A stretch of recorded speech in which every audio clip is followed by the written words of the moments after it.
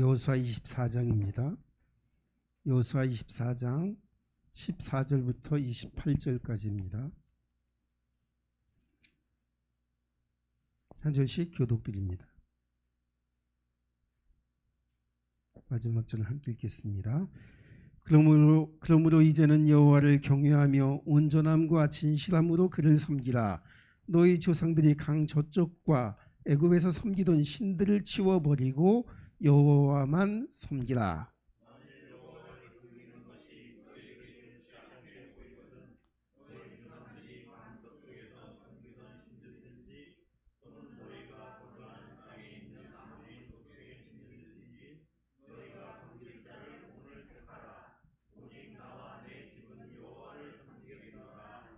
백성이 대답하여 이르되 우리가 결단코 여호와를 버리고 다른 신들을 섬기기를 하지 아니하오리이니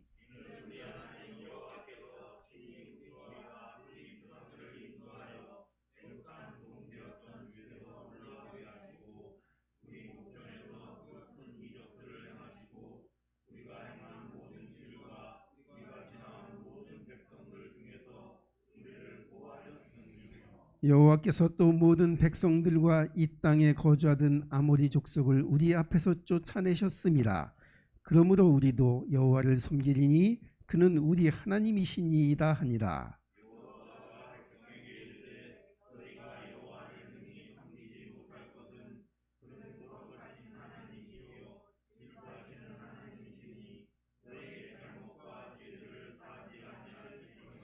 만일 너희가 여호와를 버리고 이방 신들을 섬기면 너희에게 복을 내리신 후에라도 돌이켜 너희에게 재앙을 내리시고 너희를 멸하시리라 하니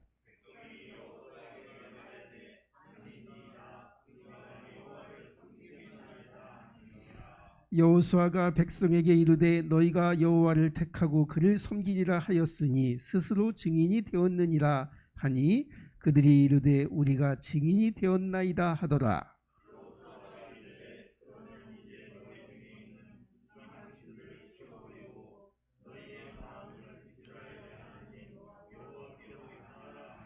백성이 여호수아에게 말하되 우리 하나님 여호와를 우리가 섬기고 그의 목소리를 우리가 청종하리이다 하는지라.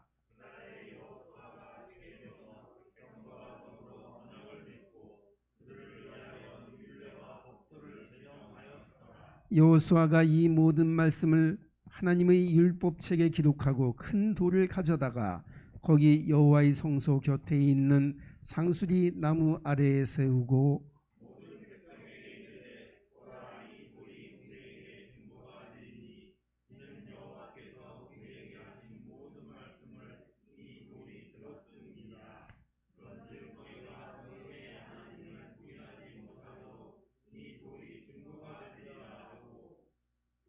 백성을 보내어 각기 기업으로 돌아가게 하였더라. 아멘.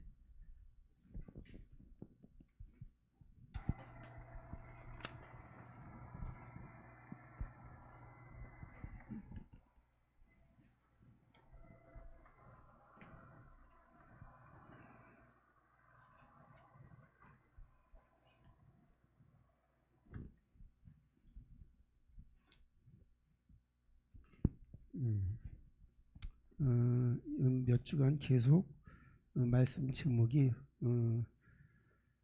그리스도인으로 살기에다가 부제를 조금씩 이렇게 바꾸어서 여러분에게 말씀을 전하고 있는데요. 이게 왜 그리스도인으로 사는 게 중요하냐 하면 이 우리의 구원받은 믿음의 능력이 그냥 우리의 관념 속에 생각 속에 그냥 머물러 있으면 안 되고요. 우리가 부르는 주 예수의 이름이 그냥 교회에만 있으면 안 되는 거고요.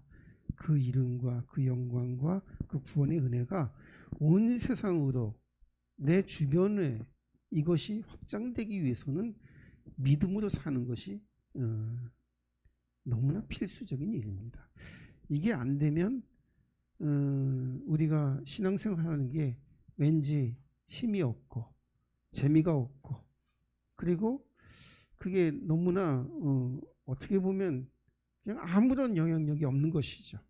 그런데 우리 신앙생활이 날로 새롭게 되고 뭐 새로운 일들이 일어나야겠죠, 그죠? 간증거리가 있어야 되잖아요. 뉴스거리가 있어야 되잖아요. 내가 예수를 믿는데 내 안에 하나님이 일하신 것이 그것이 좋은 뉴스가 되어서 퍼져야 되잖아요, 그죠? 그러려면 우리가 믿음으로 살아야 된다는 것이죠.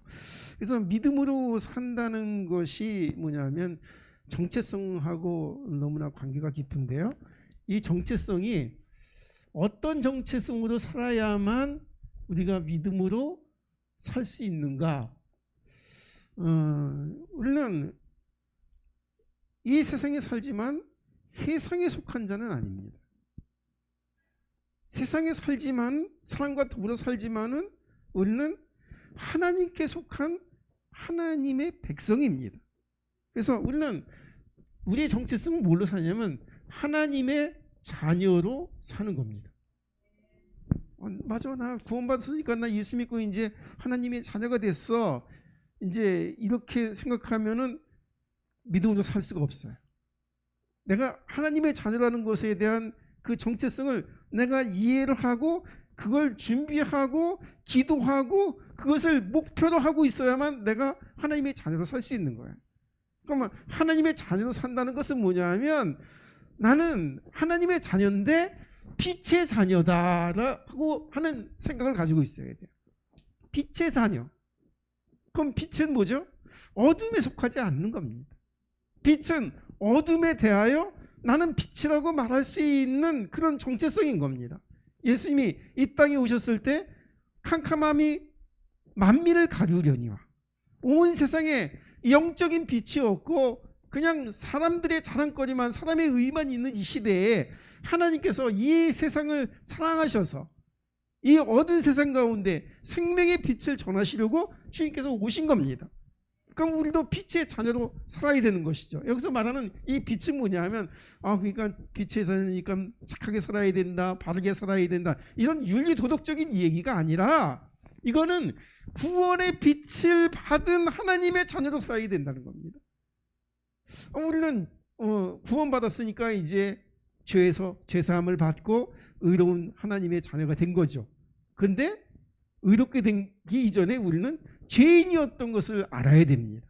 내가 의로운 사람이지만은 그냥 의롭기만 한 사람이 아니라 죄인이었다가 의롭게 된 사람이라는 것을 우리가 알아야 되는 거예요. 나는 구원받은 죄인이라는 것을 알아야 되는 겁니다. 그냥 죄인이 구원받지 못하면 그 죄 때문에 심판 아래 있어야 되는데 구원받은 죄인이어서 구원의 은혜로 말미암아 그 죄의 싹새 우리가 그 아래에 있는 것이 아니라 그 죄의 싹새에서 해방이 되어진 하나님의 자녀로 우리가 살아가야 되는 겁니다. 그 죄인의 특징이 뭐죠? 내가 죄인이면서 다른 사람 정죄할 수 있나요? 정죄할 수 없는 겁니다.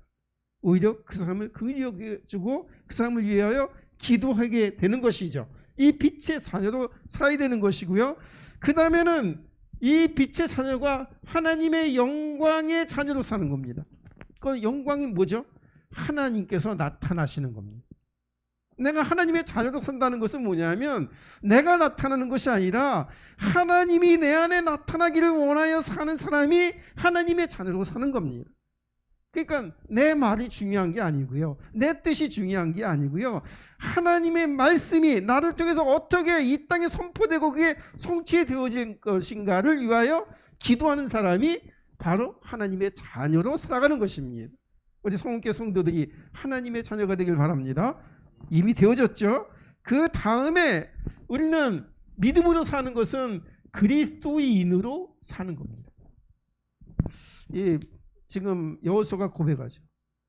야, 너희가 하나 택하라. 이제는 어정쩡하게 있지 말고 그냥 우상을 섬기든지 아니면 하나님을 섬기든지 둘 중에 하나를 확실히 하자. 뭐 이거 우상을 섬기는 것도 아니고 하나님을 섬기는 것도 아니고 하나님을 믿는 것도 아니고 우상을 믿는 것도 아니고 이거 어정쩡하면 안 된다.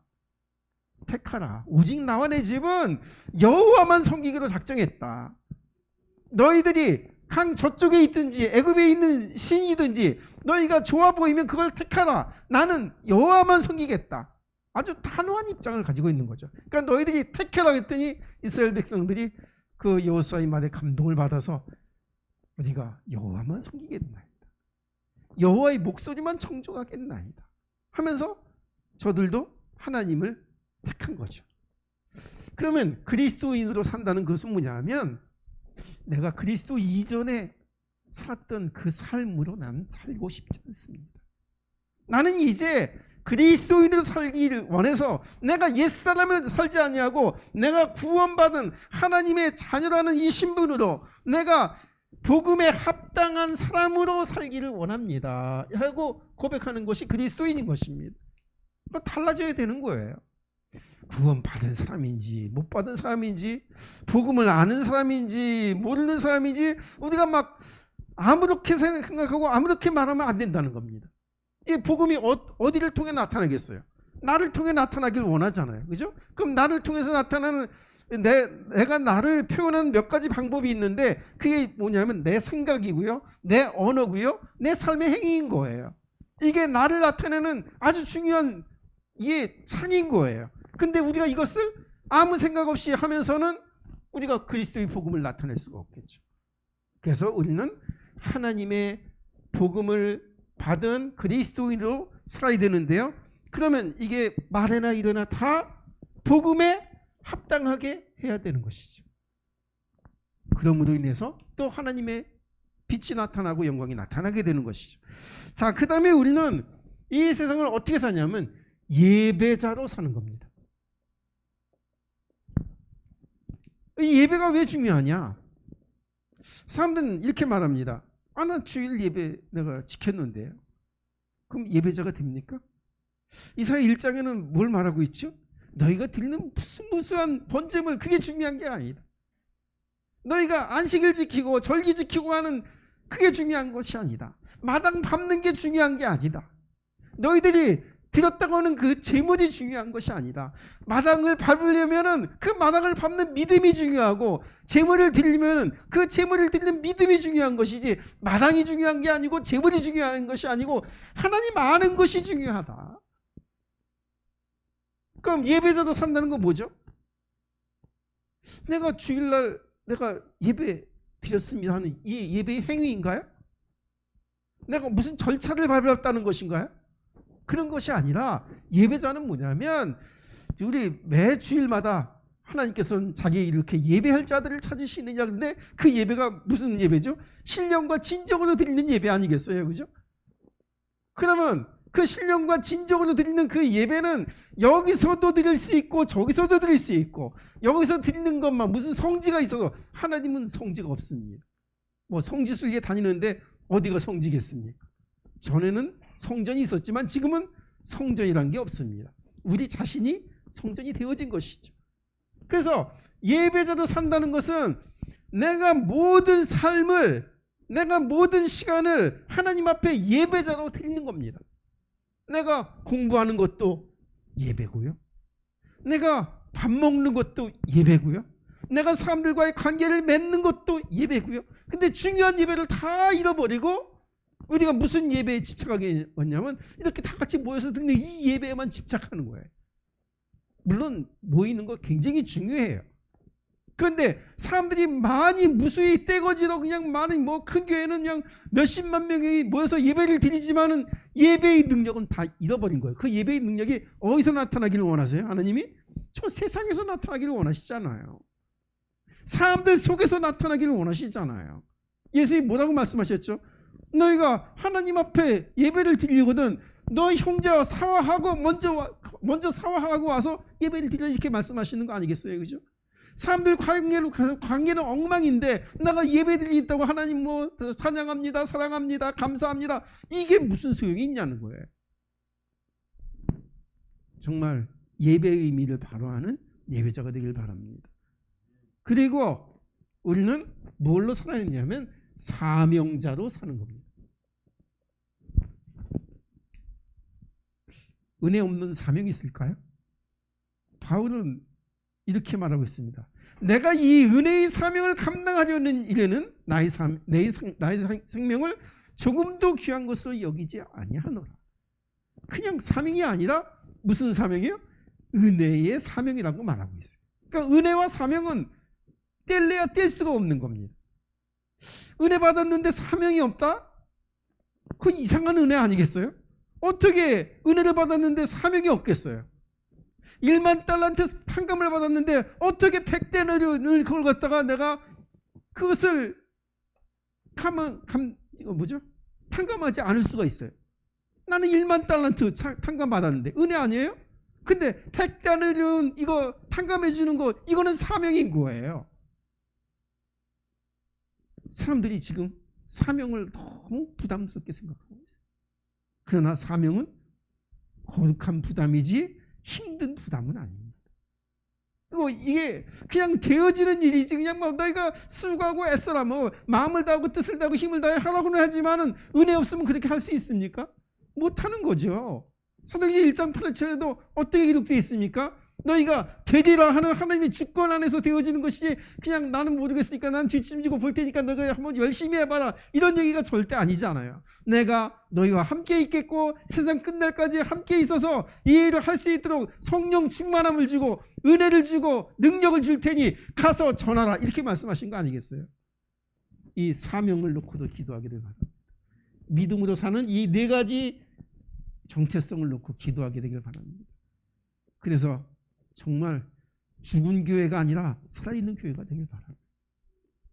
우리의 믿음이 그냥 외적으로 그냥 사람들이 보기엔 교회 다니네 하는 그런 정말 외식적인 그런 정체성이 아니라 정말 세상을 변화시키는 정체성을 가진 하나님의 일꾼이 되기를 주님의 이름으로 부탁을 드립니다. 그러니까 우리는 알아야죠. 속으면 안 되죠. 사탄이 예수님을 시험할 때도 뭐라고 시험을 했냐면 내가 만약 하나님의 아들이거든 이 돌들을 떡덩이 되게 하라. 뭐죠? 너 한번 증명해봐. 내가 진짜 하나님의 아들 맞아? 그러면 이 돌이 떡덩이 되게 해봐. 한번 높은 곳에서 한번 뛰어내려봐. 증명하라는 거죠. 증명. 우리도 사단의 시험을 받고 있습니다. 우리가 정말 그리스도인이라면 우리가 증명해야 될 것이 있죠. 막 겉으로 보이는 그냥 하나님이 나를 이렇게 복 주셨대. 하나님이 나를 이렇게 잘 인도하셔서 내가 이렇게 평안해. 이런 증명 이걸로 생명의 능력을 보일 수 있을까요? 그러면 예수 안 믿고도 너무나 부자 많은데요? 예수 안 믿고도 너무 낙천적인 사람 많은데요? 예수 안 믿고도 너무 사회활동, 구제활동, 구호활동, 온갖 봉사활동 다 하는 사람 많은데요? 우리가 증명해야 될 것은 그런 것이 아닙니다. 우리가 증명해야 될 것은 그리스도 예수 안에 있는 자에게 구별된 증명이 필요한 겁니다. 사람이 떡으로만 사는 것이 아니요 하나님의 입으로 나오는 모든 말씀으로 살리라는 것 같으니라. 그러니까 하나님의 말씀이 나를 통해서 어떻게 성취되어질 것인가를 증명해내는 겁니다. 내가 그냥 잘 되는 것이 복을 받는 것이 그냥 어쩌다 보니까 복이 아니라 하나님이 내게 복을 주셨다는 것을 증명해야 합니다. 내가 구원받은 자가 돼서 이렇게 정체성을 가지고 믿음으로 사니까 하나님이 나를 이렇게 인도하셨다는 것을 증명해야 하는 것입니다.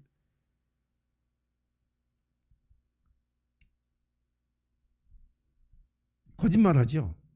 내가 이 창세기 3장에 보니까 너희가 결코 죽지 아니하리라. 이건 뭐죠? 하나님 말씀 틀렸다는 거죠. 하나님 말씀이 거짓말이라는 거예요. 이게 지금 우리가 반신반의하는 게 지금 우리들의 영적인 상태입니다.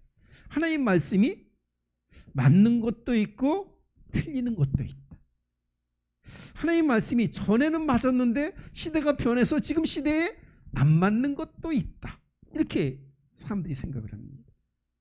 의심하는 거죠.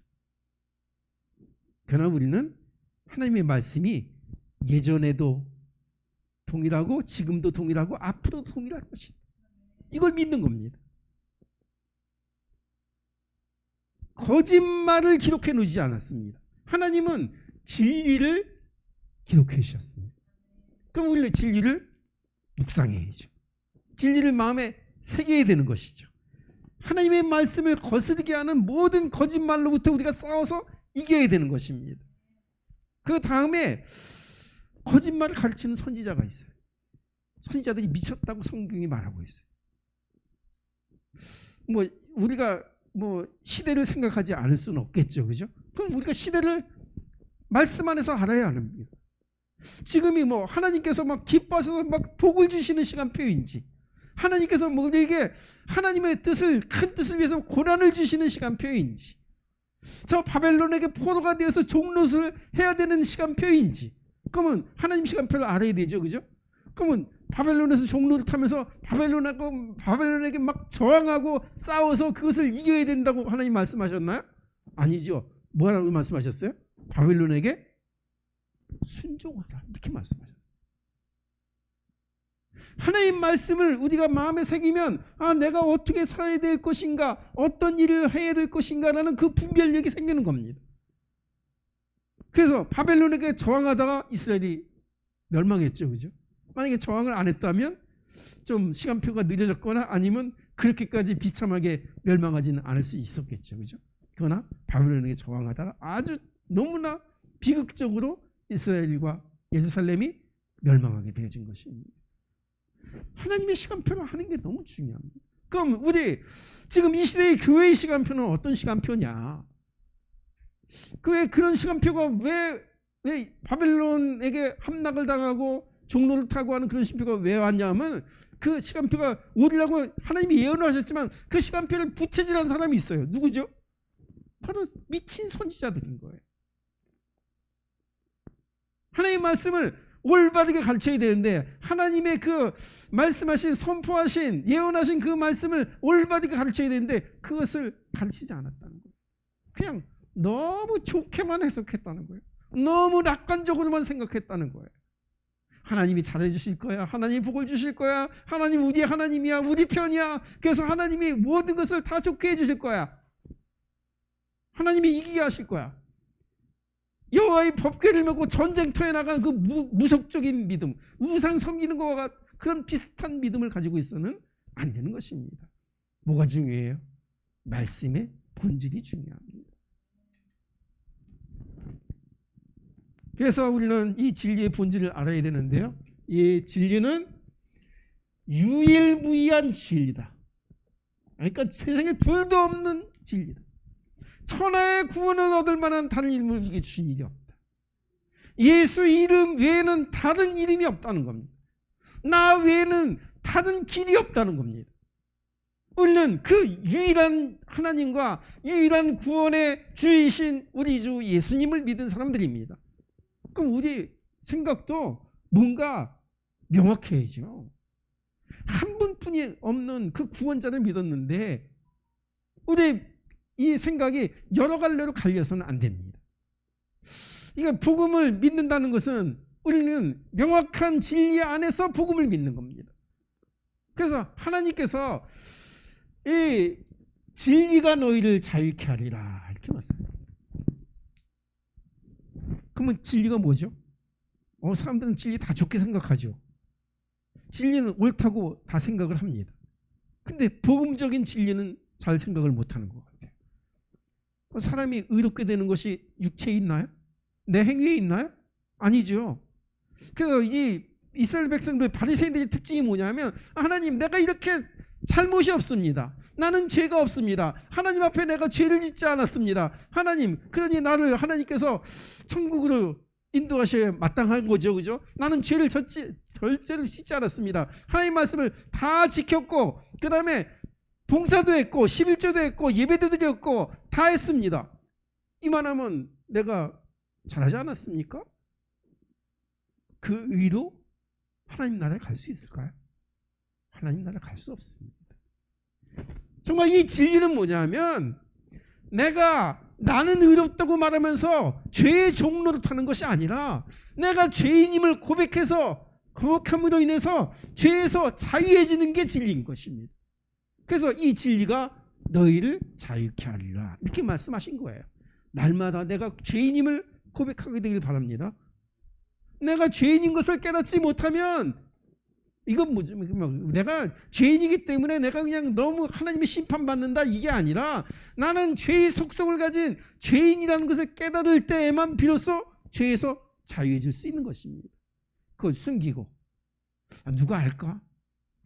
사람들도 모르는데 하나님이 알까? 이거 숨기고 있으면 하나님 진짜 모르실까요? 아닙니다. 하나님 앞에 비밀은 없습니다. 사람 앞에도 어느 정도 비밀은 없습니다.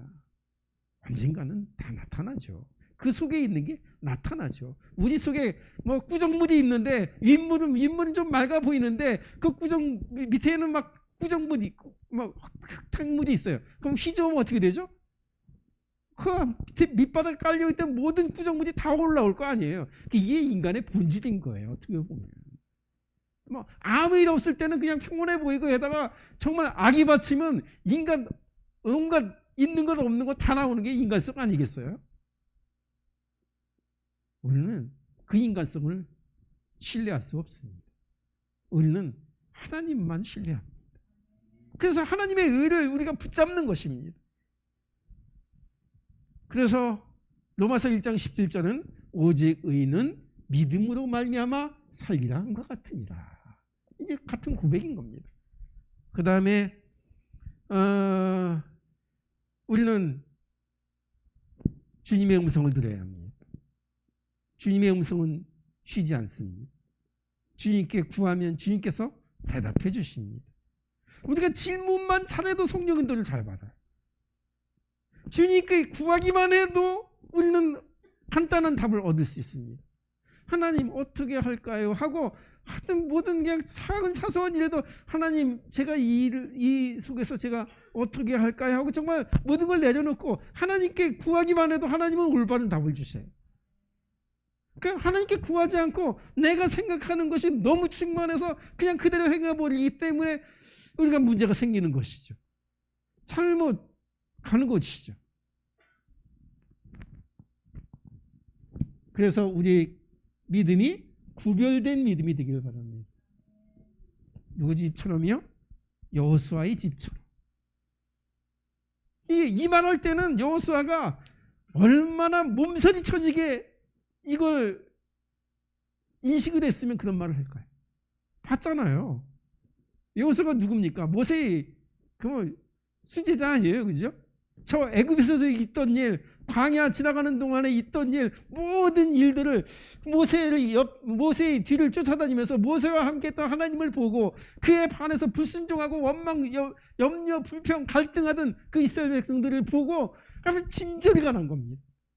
이거 아니면 안 되겠다라는 그냥 일생일대의 각오를 갖고 말하는 겁니다. 나는 내가 보아왔던 모세의 하나님을 내가 보니 정말 이스라엘을 이끄시고 인도하시는 그 하나님을 보니 내가 오직 여호와만 섬기지 않고는 내가 안 되겠다. 나는 여호와만 섬기는 사람이 되겠다. 내 집도 여호와만 섬기는 집이 되겠다. 그러면 이 이스라엘 백성들이 이제 그런 이제 말씀을 받았는데 여호수아는 어떤 마음이겠어요? 나와 내 집은이라고 강조할 때는 나는 그렇게 살았고 내 자녀에게, 나의 아내에게, 나의 후대들에게 이 복음을 가르치는 사람이 되겠다. 결단한 것이죠. 정말 우리 후대들이, 나의 자녀들이 정말 우리 안에 있는, 내 안에 있는 그 믿음을 본받고 자라나기를 주님의 이름으로 부탁을 드립니다. 자, 그 다음에 구별된 선택이 필요하죠. 선택이.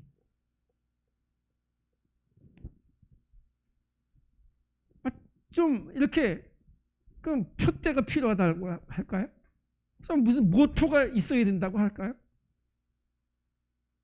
그런 목표의식이 없으면 안 됩니다.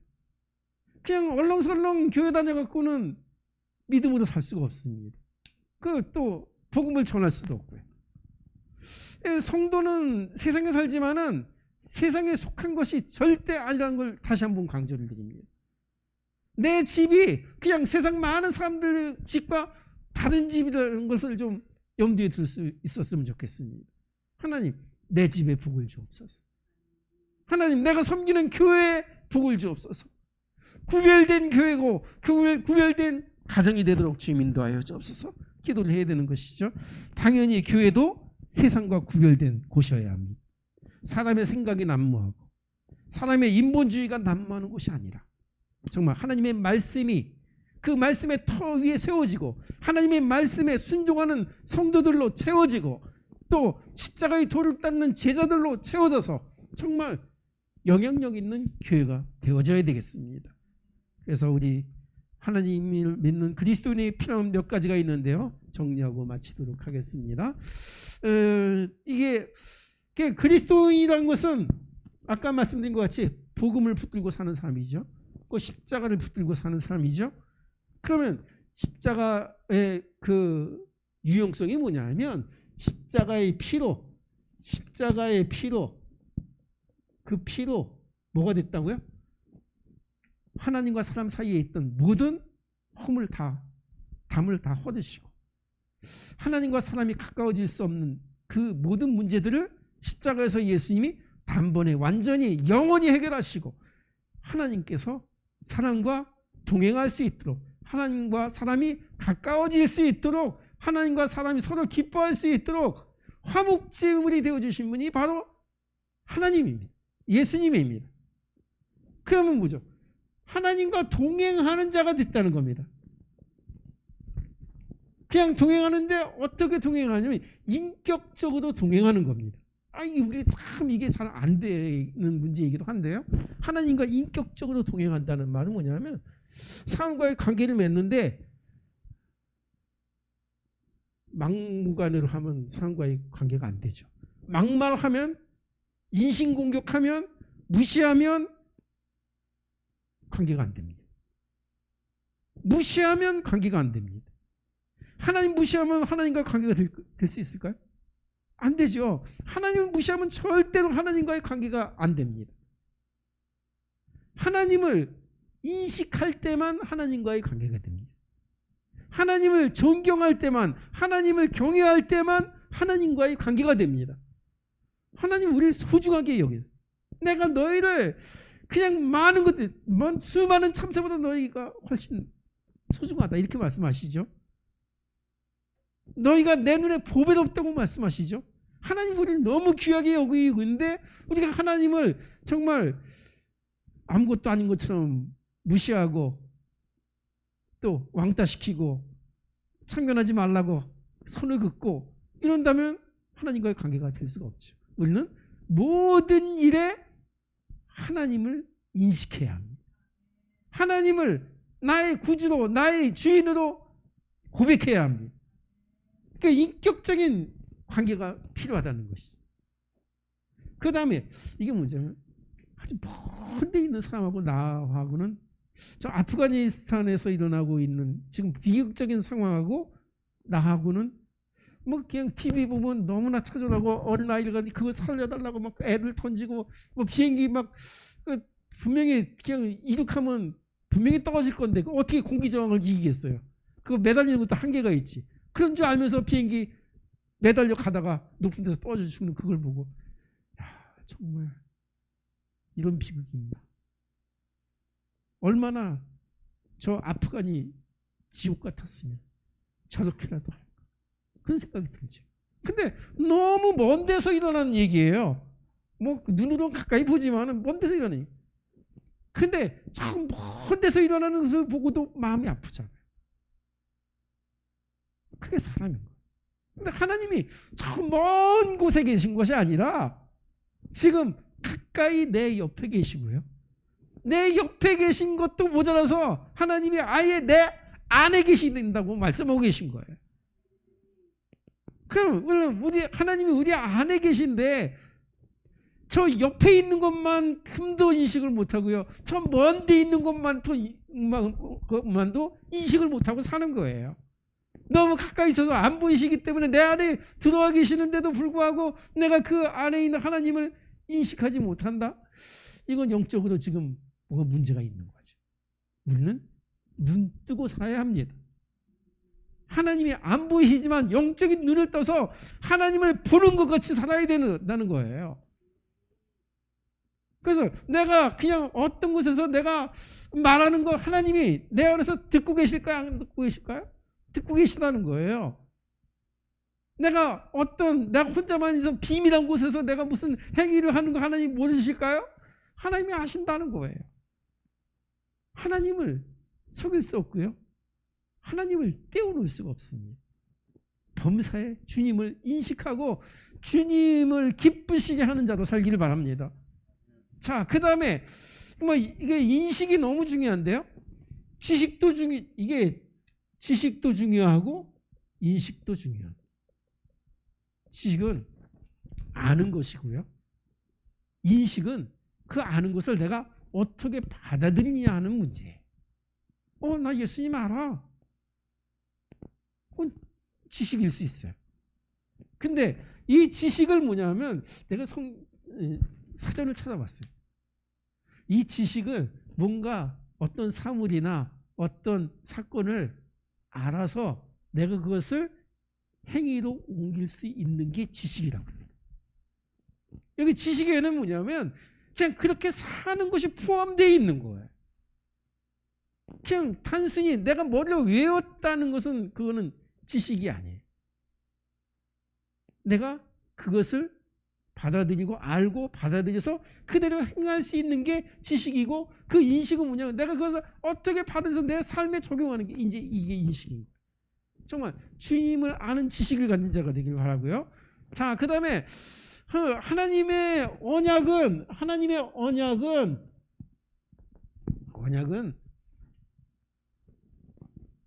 말씀입니다.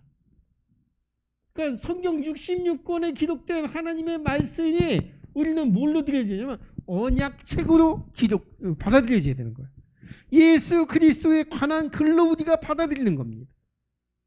성경을 읽고 이 속에서 하나님이 내게 구원의 길을 보이시는구나. 근데 그 구원의 길은 예수 외에 다른 길이 없죠.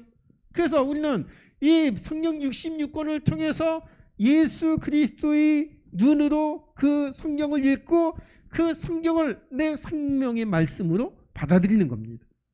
그래서 언약과 말씀인데, 또 말씀은 또 무엇랑 떨어지면 안 돼요? 기도랑 떨어지면 안 되죠. 말씀과 기도는 같이 가요. 말씀 없는 기도,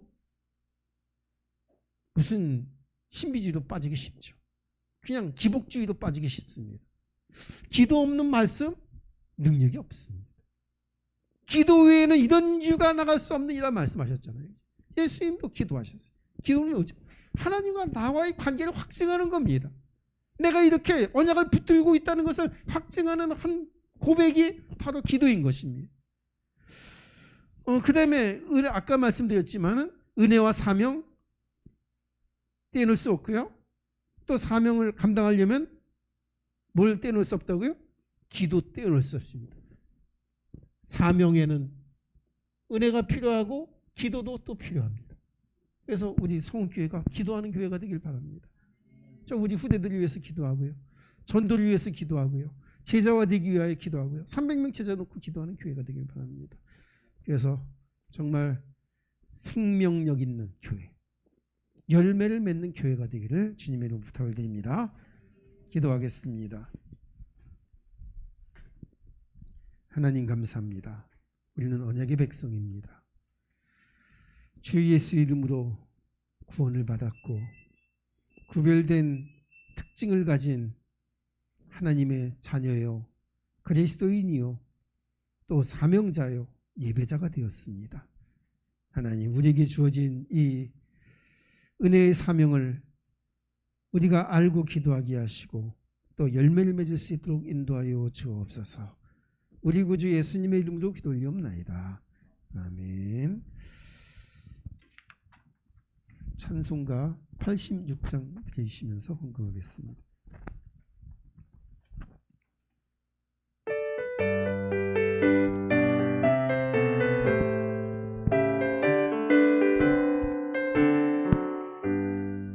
내가 늘 의지하는 예수, 나의 상처 입은 심령을 불쌍하게 여기사 위로하여 주시니 미쁘신 나의 좋은 친구,